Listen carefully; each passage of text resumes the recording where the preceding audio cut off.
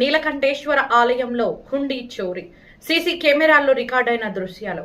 పాతపట్నం నియోజకవర్గ కేంద్రంలో వెలిసిన ప్రముఖ పుణ్యక్షేత్రం శ్రీ శ్రీ శ్రీ నీలకంఠేశ్వర స్వామి దేవాలయంలో అర్ధరాత్రి దొంగలు పడ్డారు.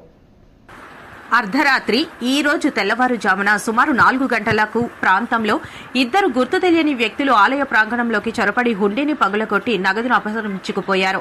గురువారం ఉదయం ఆలయానికి వచ్చిన అర్చకులు ఆలయ తలుపుల గొల్లెం మరియు తాళం పగిలిపోయి ఉండటాన్ని గమనించి వెంటనే పోలీసులకు సమాచారం అందించారు. రంగంలోకి దిగిన పోలీసులు ఆలయంలోని సీసీటీవీ ఫుటేజీలను పరిశీలించారు. కాగా అర్ధరాత్రి 12:20 సమయంలో ఇద్దరు దొంగలు లోపలికి ప్రవేశించి ఈ చోరీకి పాల్పడినట్లు సీసీ కెమెరా దృశ్యాల ద్వారా పోలీసులు ప్రాథమికంగా గుర్తించారు. ఆలయ హుండీ నుండి సుమారు 10,000 రూపాయల వరకు నగదు చోరీకి గురైనట్లు ఆలయ అర్చకులు పోలీసులకు తెలిపారు. ఘటనా స్థలానికి చేరుకున్న పోలీసులు క్లూస్ టీంను రప్పించి ఆలయ పరిసరాల్లో వేలిముద్రలు ఇతర ఆధారాలను సేకరించారు.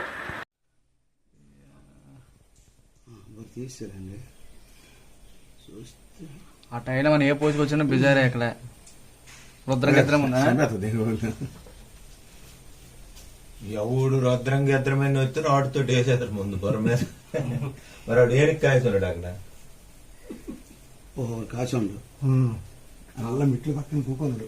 నాయన మీ పుణ్య మందు అవుడు 12 గంటకి ఎట్టి రుద్రాలు కట్టి తెచ్చేకండి అవుడు తీసి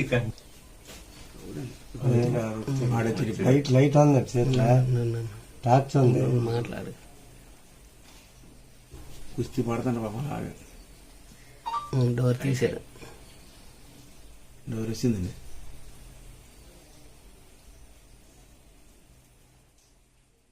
అది రేడియం ప్యాంట్ అండి.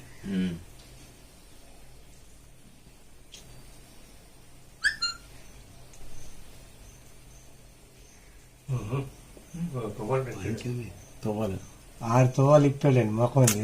అవి డబ్బులు అందులో వేయడానికి 6 తువ్వాలు ఇప్పాడండి.